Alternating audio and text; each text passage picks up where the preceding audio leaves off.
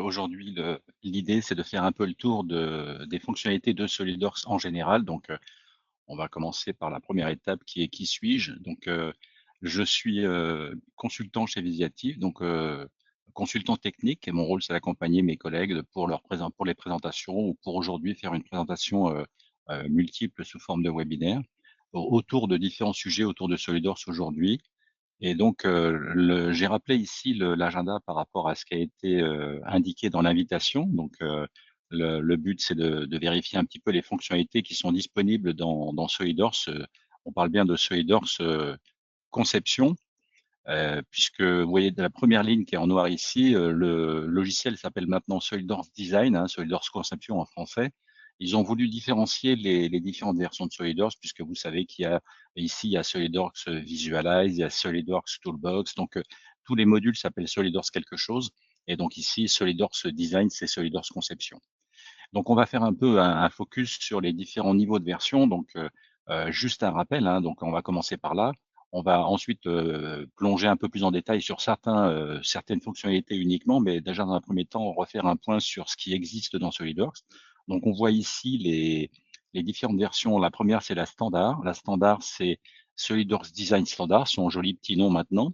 Elle contient les outils de conception, donc c'est ce qu'on voit à gauche, on va rentrer un peu plus en détail dans 2 secondes, plus tout ce qui s'appelle Cloud Service, donc c'est ce qu'on voit ici en bas, avec la partie ici. Alors j'ai oublié d'appuyer sur un bouton juste avant, je vais repartir sur le lien que j'avais mis en plein milieu de la diapo ici. Donc ça, c'est le site web de Visiative que vous connaissez peut-être déjà, hein. Donc on va avoir ici la page d'accueil du logiciel SolidWorks CAO, donc SolidWorks Design maintenant. Et donc, on va avoir des descriptifs, et cetera, et cetera. Donc, il y a un certain nombre de sujets. Donc, je vous montre un peu la page parce que c'est là que vous pourrez retrouver les informations sur ce que je vais raconter aujourd'hui. Donc, on retrouve ici les informations sur les points différenciateurs, les principaux points. On n'a pas été exhaustif entre les versions SolidWorks Standard, Professionnel, Premium. On n'a pas Ultimate ici, parce qu'en fait, il y a une page dédiée sur Ultimate, qui est la version ultime de SolidWorks. Et on va trouver donc les différents outils, la partie simulation, la partie communication pour le rendu photo, et puis différents outils, et la partie collaboration et gestion de données dans le cloud. Donc ça, typiquement, c'est ce dont je suis en train de parler en ce moment, avec la partie ici qui s'appelle euh, voilà, tout en bas ici, ce qu'on appelle cloud service, c'est ça. Donc c'est gérer les indices, les révisions, partager des documents, c'est sécurisé, c'est du stockage chez Dassault à Paris. Et puis un certain nombre de fonctionnalités en plus. Moi, je ne vais pas rentrer dans les détails aujourd'hui, c'est pas le sujet. On pourra rentrer dans le détail de cette partie-là une autre fois, mais c'est pas du tout le sujet aujourd'hui. Donc juste un rappel sur la version SolidWorks standard ici. Donc on retrouve les outils de conception, donc les outils de conception, pièces, assemblage, mise en plan, tôlerie, mécano-soudé. Donc c'est ce qu'on voit ici dans les différentes briques qu'on a sur la partie gauche. On va trouver ensuite la partie visionneuse que vous connaissez tous, j'imagine, avec Hydrowing. Donc, vous savez tous que depuis quelques années maintenant, on est capable d'annoter, de prendre des mesures, de faire des coupes dans la version Hydrowing qui est disponible dans la version SolidWorks standard. On va plus loin après dans la version Pro, mais on peut déjà faire tout ça ici. On va trouver ensuite des outils d'usinage. Il y a 2 outils d'usinage. Il y a le SolidWorks CAM que vous voyez ici en bas. Et puis, il y a un nouvel outil maintenant, depuis 2 ans, maintenant 2 ou 3 ans, je ne me rappelle plus, qui s'appelle Shop4 Programmer, qui est dans les outils qui sont pilotés par le cloud. Donc ça nécessite d'avoir les cloud services ici. Alors, je dis que ça contient les cloud services. Donc là, on parle des licences qui sont achetées aujourd'hui. Donc, depuis 2023, toutes les licences depuis 2023 contiennent cette option qui s'appelle cloud. Et si vous n'avez pas l'option, parce que vous avez d'anciennes licences qui ont été mises à jour, il est possible de rajouter cette option sur vos licences. Et on trouve en plus de l'usinage après, des fonctions diverses, hein. Donc, typiquement, CircuitWorks, ça va être la partie, je veux importer des cartes électroniques depuis une CAO électronique ou renvoyer des infos vers la CAO électronique. Je peux reconstruire des fonctions sur une pièce qui a été importée comme un step, par exemple. Je peux avoir différents utilitaires, donc je peux rentrer en détail. Et puis, il y a des outils express que vous connaissez peut-être, hein, donc des outils de simulation express. Donc ça, on va parler de simulation dans 2 secondes. La simulation, c'est la RDM, hein, c'est l'analyse de la structure, de la résistance d'une structure. Et donc, ici, en Express, on est capable de faire de la simulation en Express avec des limitations sur les hypothèses et sur les résultats. Donc, typiquement, dans les limitations pour les hypothèses, c'est je peux travailler sur une pièce uniquement, pas sur un assemblage. Donc, ça limite un certain nombre de choses, mais par contre, ça peut permettre d'avoir déjà des premières réponses pour un certain nombre de choses. Si je continue ensuite, la deuxième version, c'est la version professionnelle. Donc là, on va rajouter, en plus de ce qu'on a vu tout à l'heure, on va rajouter les outils de bibliothèque de Visseri, la partie rendu photo avec Visualize. On va trouver des outils de rétroconception ici, partir d'un fichier scanné pour pouvoir en refaire un fichier 3D utilisable. Des outils d'analyse du prix de revient d'une pièce pour les gens qui veulent faire des devis, puisqu'on a des clients SolidWorks qui sont des gens qui produisent et non pas uniquement des gens qui conçoivent, il y a les deux. On a la version hydraulique professionnelle, c'est la partie de la visionneuse professionnelle. Donc là, on voit en dessous qu'on est capable d'enregistrer au format HTML et de faire de la réalité virtuelle aussi.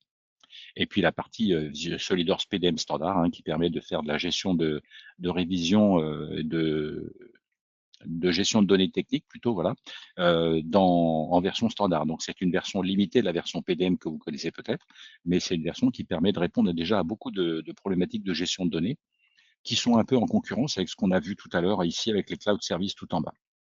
Et puis après, il y a encore les outils d'automatisation avec la planification, l'analyse de chaîne de code de l'analyste, la vérification des règles de conception. Ça veut dire quoi? Ça veut dire que je voudrais vérifier que mes pièces contiennent bien la propriété personnalisée désignation, par exemple, ou description. Est-ce qu'elle est remplie ou pas? Donc, je vais avoir une alerte si c'est pas rempli.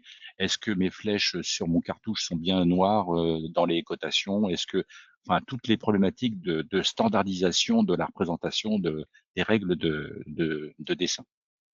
Et puis la version Premium. La version Premium, c'est une version qui va rajouter principalement des outils de simulation, mais pas que. Ici, on a mis 3 petits points. Donc, on va trouver les outils de simulation RDM, donc la partie structure, la résistance des matériaux. Et donc, on va retrouver ici ce qu'on a de façon complète, ce qu'on n'avait pas tout à l'heure dans la version Express, dans la version standard. Des outils de simulation cinématique dynamique, donc pour analyser les forces de réaction, les accélérations, les couples, mais vraiment de l'analyse. C'est pas juste mettre en mouvement un mécanisme pour voir à quoi ça ressemble, c'est aussi de vérifier quel est le couple nécessaire pour atteindre telle vitesse, quelle est la force de réaction entre deux éléments pour voir un peu est-ce que je vais avoir des éléments suffisamment résistants. Et donc, je peux coupler les deux outils de simulation qui sont en haut pour dire j'ai fait une analyse systématique, j'ai vu qu'il y avait des forces de réaction dans mon système, je peux importer le résultat de l'analyse cinématique comme hypothèse de chargement de mon mécanisme dans la partie simulation de résistance des matériaux. Un autre outil de simulation, moi je l'appelle comme ça, c'est le déplié de surface. Alors le déplié de surface, il ne faut pas confondre, c'est pas de la tôlerie, c'est du désemboutissage. Ça veut dire qu'on va être capable de mettre à plat une forme qui a été emboutie et de vérifier un peu les facteurs d'étirement et de compression sous forme de couleur dans la surface qui va être mise à plat. La partie routing, donc ça c'est aussi un module qui est très utilisé dans SolidWorks Premium, c'est la partie routage, routage en général, routage, on voit ici des gaines de ventilation, des tuyaux emboîtés, vissés, soudés, avec des brides, sans brides, des tuyaux souples, du câblage électrique, donc c'est du routage d'éléments dans un mécanisme ou dans un coffret ou un routage quelconque, ça peut être dans un bâtiment, on a des clients qui font ça. Et puis tout en bas, vous avez la liste du prix de revient. Le prix de revient, on avait ici pour les pièces dans la version professionnelle, on l'a ici pour les assemblages. Et puis pour certains clients, l'interface avec CATIA V5 a du sens. Donc une fois qu'on a vu un petit peu ça, on va garder le focus un petit peu sur certains outils. Donc on va rentrer un peu plus en détail sur la partie simulation, c'est ce qu'on disait tout de suite avec la partie structure et la partie cinématique. Donc, la première partie sur la cinématique, c'est, donc ce que je disais, on est en train de parler d'analyse, c'est-à-dire qu'on va être capable de mettre en marche un mécanisme et puis une fois que j'ai mis en marche mon mécanisme, de voir un petit peu quels sont les efforts nécessaires et donc, en fonction de l'effort nécessaire, quelle est la puissance ou le couple ou la force ou donc les éléments qui vont permettre de dimensionner mon mécanisme. Puisque bien sûr, si je mets un moteur plus petit, ben, je consommerai moins d'énergie, je serai plus vertueux à tous les sens. Et puis, pour alléger la structure qu'il y a ici, je vais avoir besoin de la résistance des matériaux en structure. Donc, c'est deux éléments qui vont être intimement liés pour faire des itérations de conception. Donc ici, on a la partie analyse de puissance, de force, de vitesse. Et donc, on voit le diagramme en dessous avec les différents éléments. Donc, je vois que l'effort le plus important, il est ici dans le premier tiers. Et donc, je vais pouvoir m'arrêter à ce niveau-là éventuellement, récupérer tous les chargements et les injecter pour faire de la simulation en résistance des matériaux, par exemple, ce que je disais tout à l'heure. Autre exemple, on a ici un mécanisme qui fonctionne, donc par exemple, dans ce cas-là, donc même problématique, hein, je peux demander ici quel est le couple nécessaire, à quel moment je vais avoir le couple maximum sur ce mécanisme-là. Ça, c'est le premier point, mais on l'a déjà vu à gauche sur le premier exemple. Par contre, ici, on peut imaginer que les barres horizontales ici, est-ce qu'elles sont suffisamment dimensionnées pour résister à un peut-être flambage? Bah, je vais être capable d'analyser les forces de réaction dans les différentes, les boomerangs ici sur, les extrémités et vérifier un petit peu, comment ça se passe.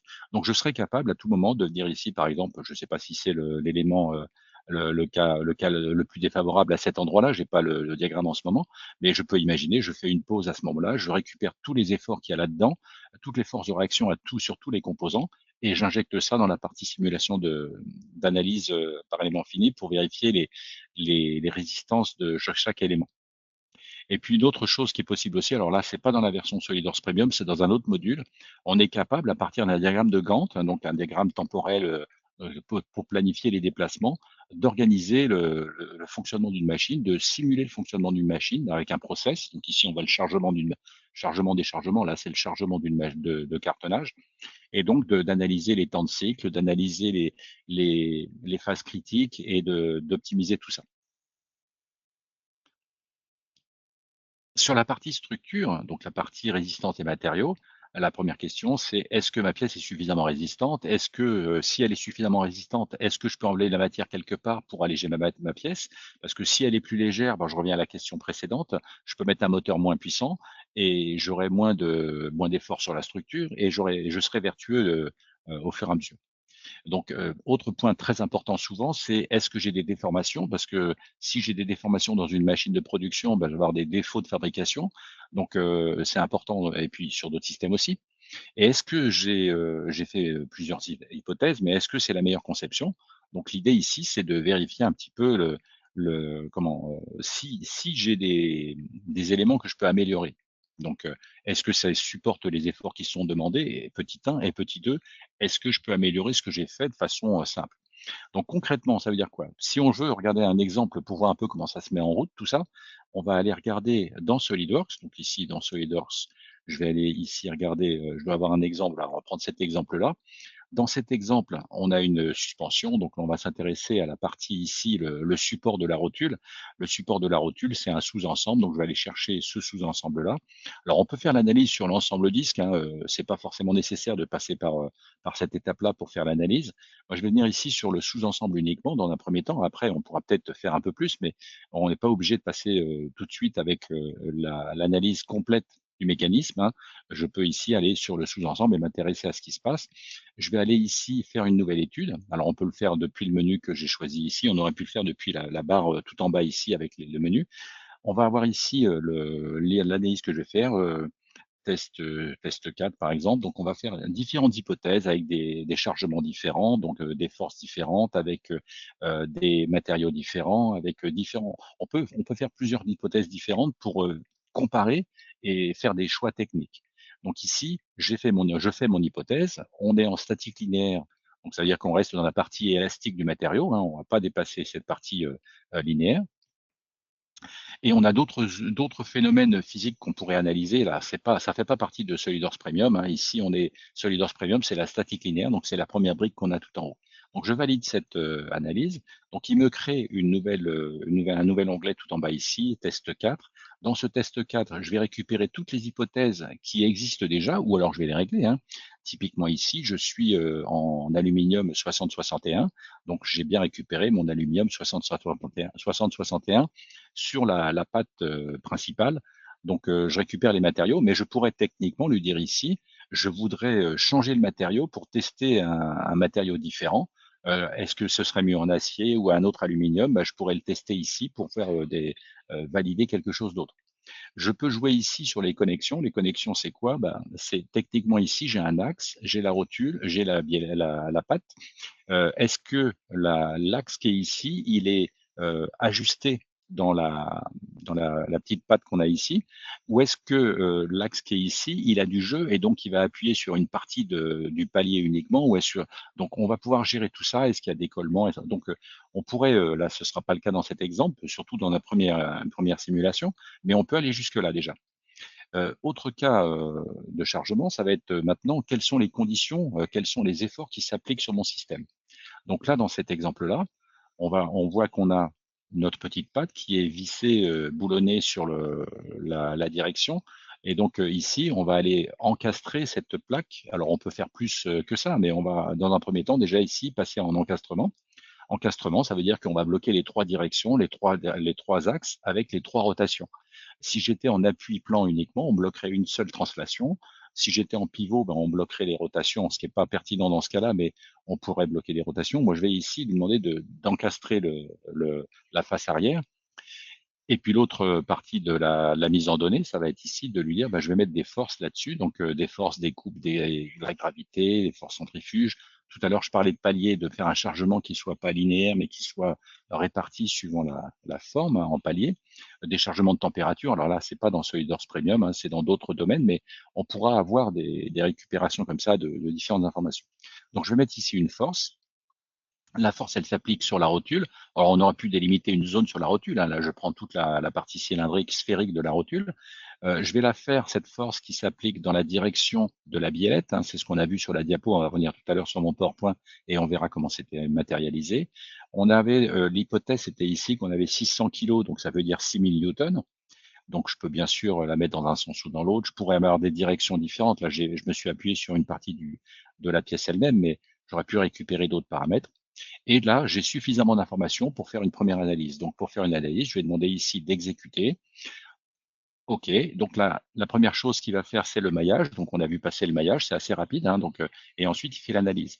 Et donc là, je vais retrouver les différentes hypothèses. Alors, on peut avoir ici la présentation. Donc, j'ai double-cliqué ici sur le diagramme de représentation.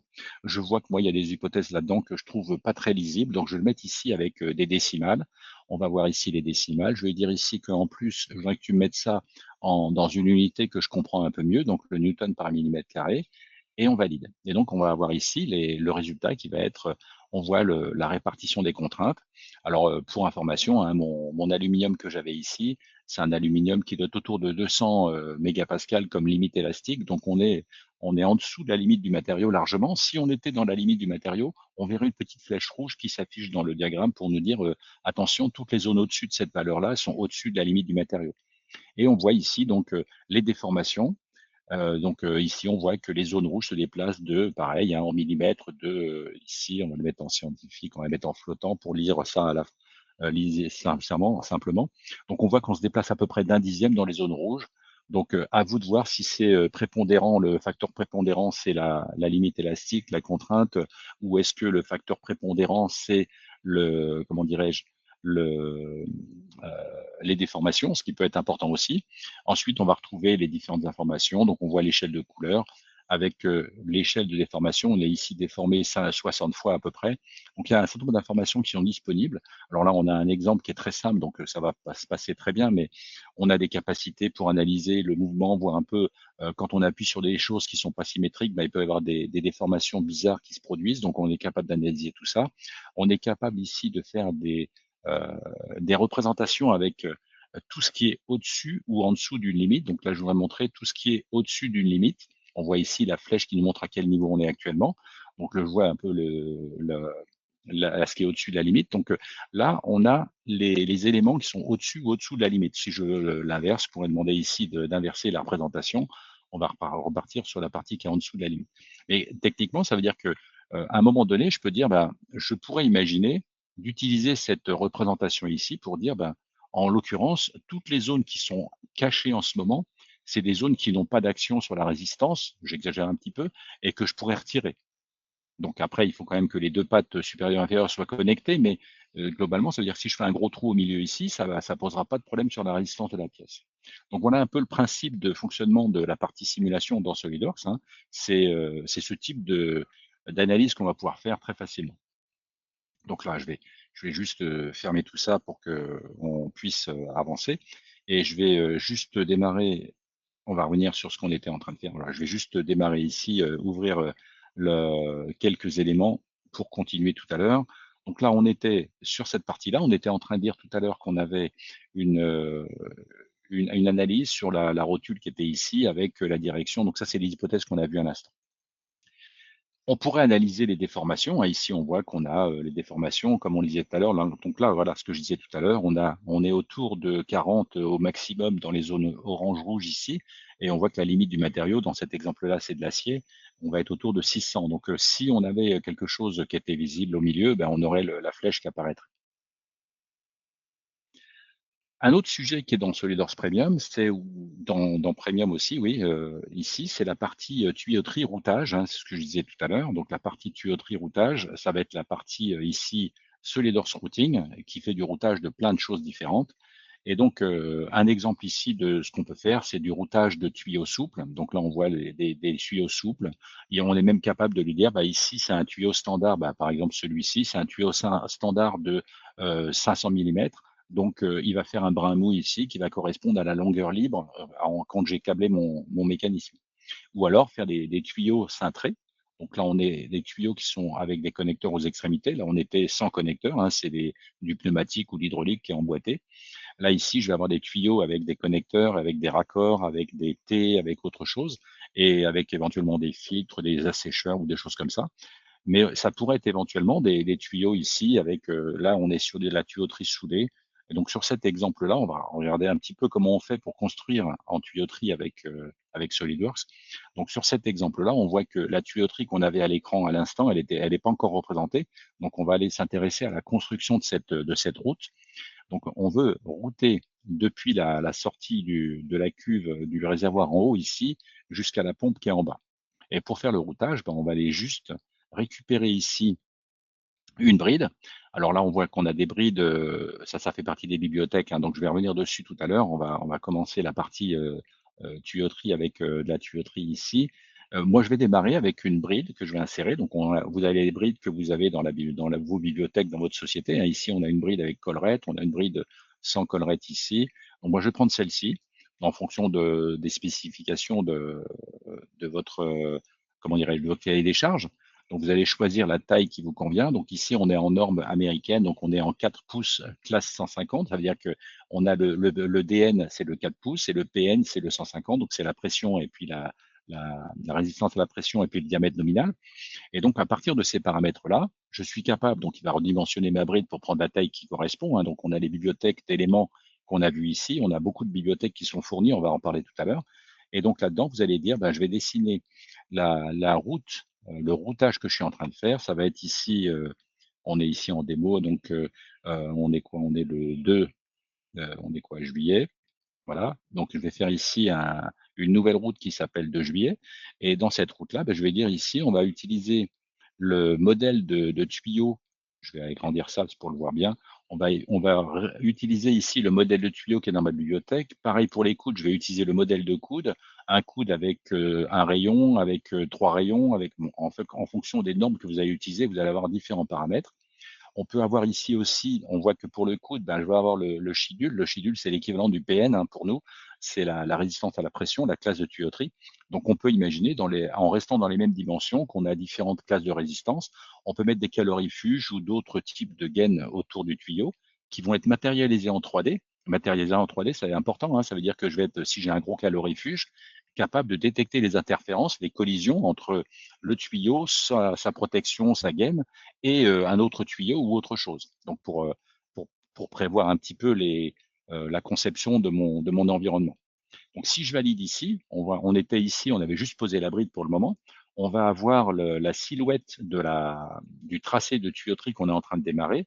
Et puis donc on va continuer de cette façon-là à tracer ce qu'on doit tracer. Donc je vais continuer moi c'est une option, hein, c'est pas obligatoire, en démarrant par l'autre côté en même temps. Donc on a ici, on est parti du haut, on va partir du bas en même temps.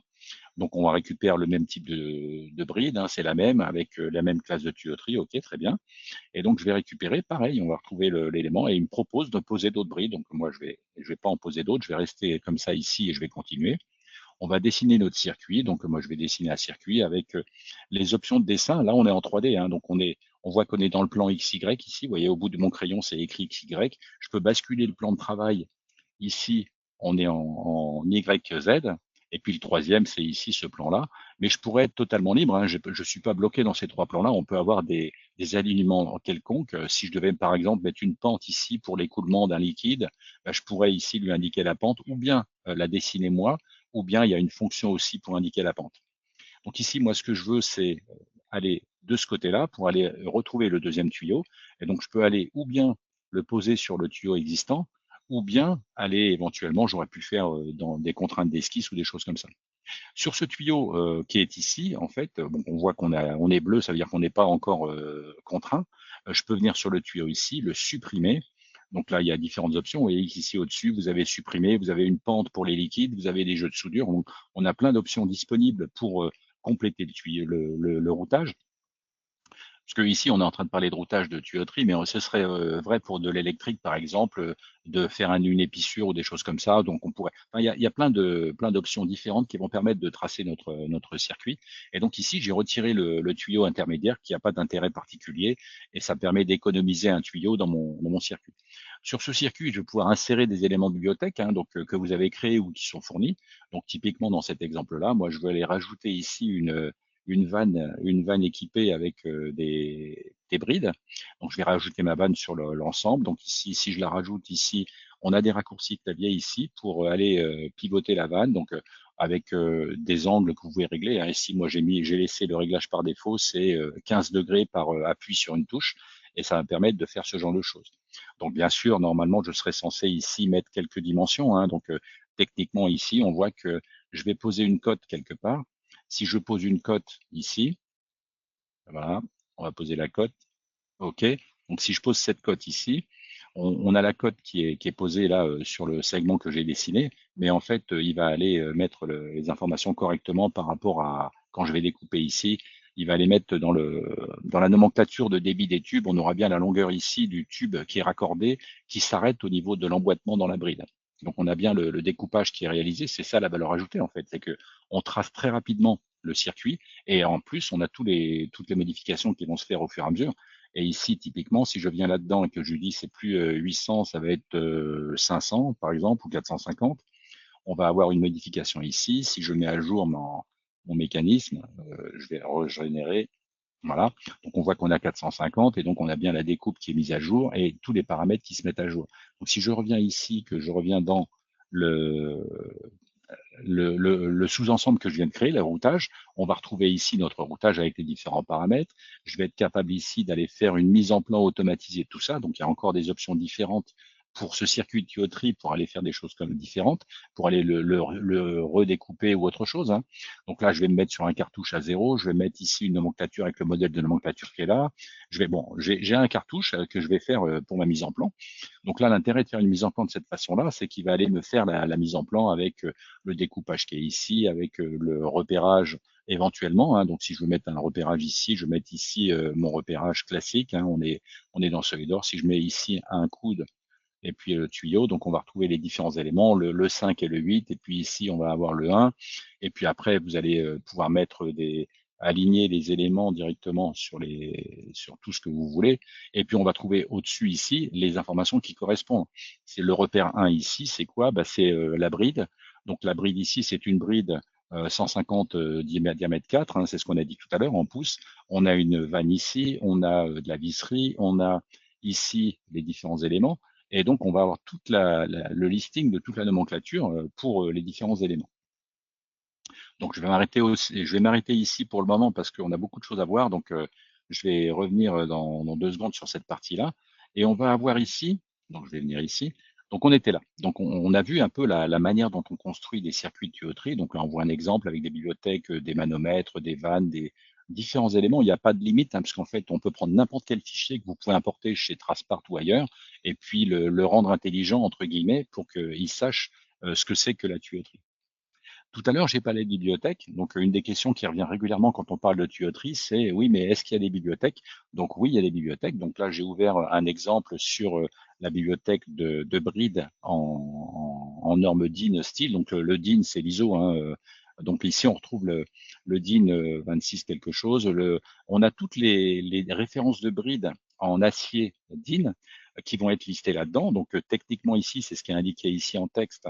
Vous allez sélectionner les dimensions que vous utilisez vous. Vous n'allez pas garder tout ça parce que ça n'a pas d'intérêt. Et vous allez vous faire votre norme pour savoir ce que vous avez le droit d'utiliser dans vos constructions, hein, ce qu'on appelle les spécifications en tuyauterie. pour pouvoir avoir quelque chose qui correspond à ce que vous voulez faire. Donc ici, on va avoir la démarche, hein. Donc toutes les bibliothèques sont fournies, c'est à vous d'aller les chercher là où elles sont disponibles, hein, et vous les décompressez, vous les organisez, vous les nettoyez. C'est ce que j'étais en train de vous montrer ici. On est capable aussi, j'en ai parlé tout à l'heure, de faire du routage de câblage électrique. Donc là, ici, on est sur un faisceau de câbles pour alimenter les ventilateurs à partir de la carte électrique, la carte électronique.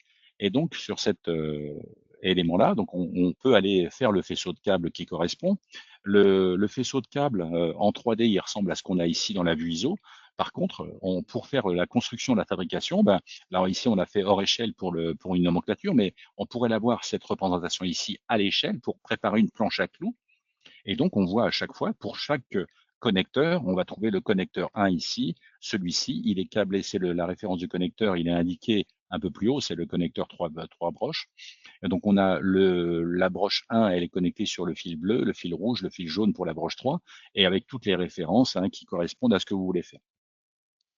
Et donc, on va avoir de cette façon-là la répartition des câblages, et ça vous permet d'avoir un document complet sur le câblage. Si on continue sur notre présentation, on est ici sur la partie visuelle. Donc sur la partie visuelle photoréaliste, hein. Donc là, on est en train de parler du rendu photo avec SolidWorks Visualize. Visualize, c'est la partie rendu photo avec toutes les options de rendu photo possibles. Ici, en 2026, enfin c'est une nouveauté 2026, hein, la possibilité de faire le rendu photo à l'intérieur de l'interface de SolidWorks Conception. Donc c'était une demande récurrente, hein, de ne pas avoir besoin de lancer un deuxième logiciel à côté pour pouvoir faire le rendu. Donc la raison d'être d'avoir un logiciel séparé, hein, donc ici on voit l'exemple qui a été fait sur cette machine. Donc la raison d'être d'avoir un rendu dans une fenêtre séparée, ici je vais le mettre dans la première étape, on va être ici sur la fenêtre séparée de Visualize en anglais. Et donc cette fenêtre séparée, l'intérêt c'est que la personne qui fait le rendu n'est pas forcément le concepteur. Et donc, cette personne, elle est peut-être dans un bureau différent, elle a besoin d'accéder aux données et de faire le rendu sans bloquer la licence de conception SolidWorks CAO. Et donc, dans ce cas-là, l'idée, c'est d'avoir une licence qui soit autonome, qui ne bloque pas l'utilisateur. Donc c'est la raison d'être de cette partie-là. Et donc ici, je suis en mode rendu, donc là, c'était le premier niveau de finition. C'est ici le simplifié, aperçu, le rapide ici, et puis aussi le rendu précis. Donc quand je ferai du rendu calculé vraiment, je vais venir ici sur le orange et ça sera un rendu précis. Par contre, pour travailler, moi, je peux passer ici en mode rapide. Donc le rapide, il est ici, il utilise la fonction débruiteur. Donc le débruiteur, c'est le petit cerveau qui est à côté, c'est l'intelligence artificielle, hein. Donc ça, c'est une fonction d'IA qui existe dans SolidWorks depuis plusieurs années maintenant et qui permet d'avoir un rendu de qualité quand même en temps réel, parce que là, je peux bouger ici, il n'y a pas de pixelisation, il n'y a pas de facettisation. Je peux aller, on a quand même eu un très bon rendu en temps réel complètement. Et puis, je peux aller faire des tests sur des options graphiques. Par exemple, ici, on peut imaginer que je suis dans des textures. Ici, on va prendre une peinture, n'importe quoi, une peinture automobile pour cette partie-là.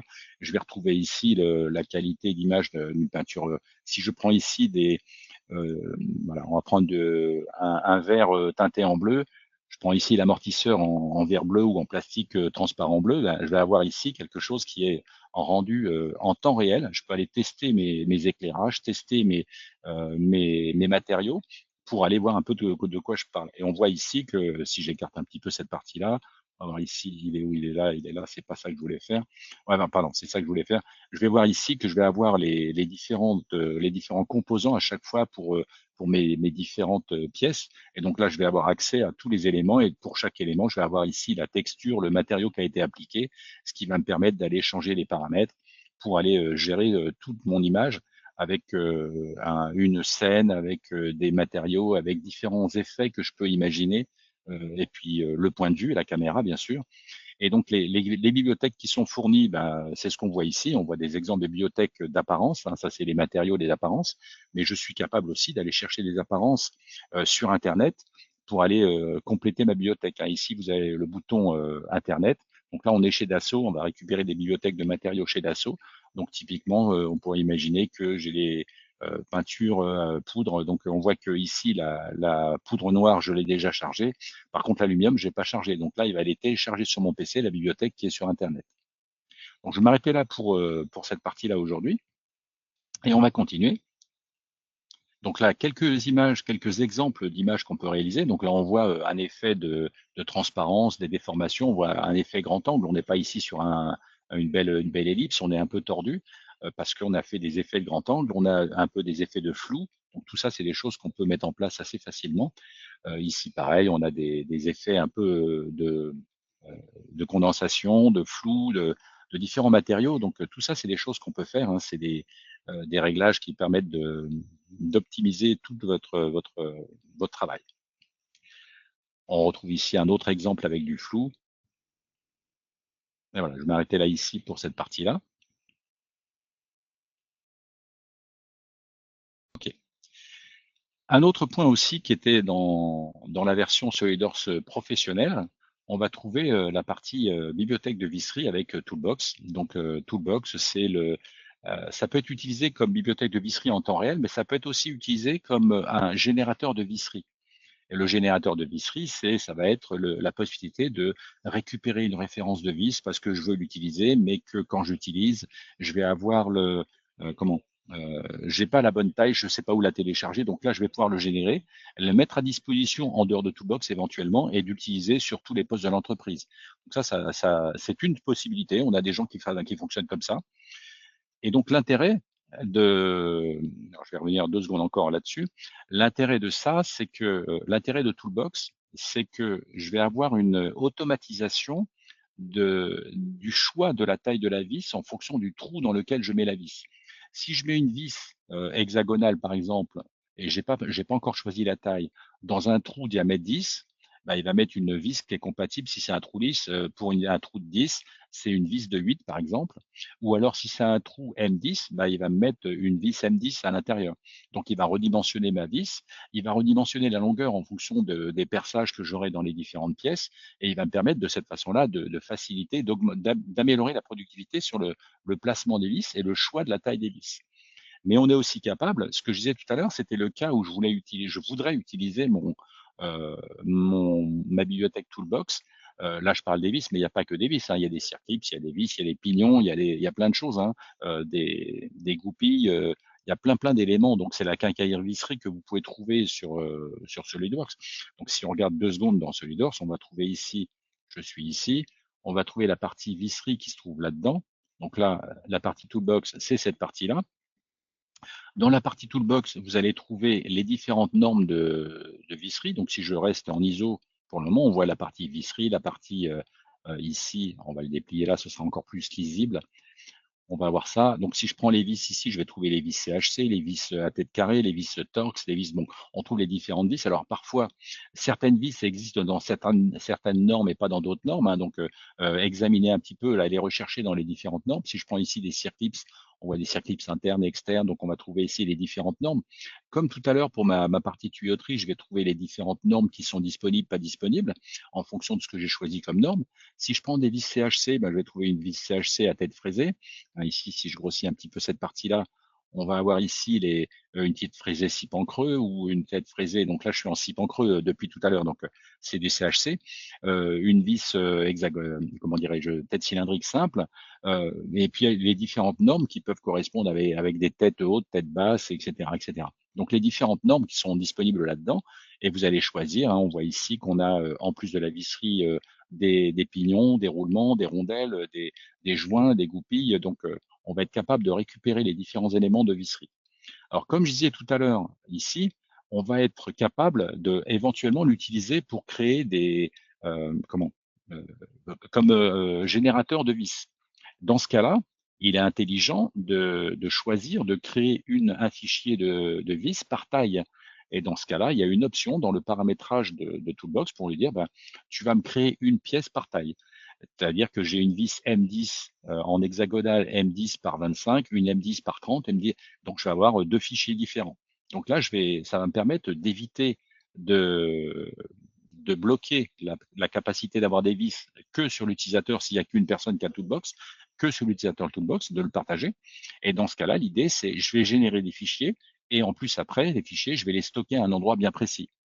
Il y a même des options qui permettent d'aller retirer l'option Toolbox pour que la vis soit vue comme une pièce normale et pas comme une pièce de visserie. Ça, c'est une question de choix.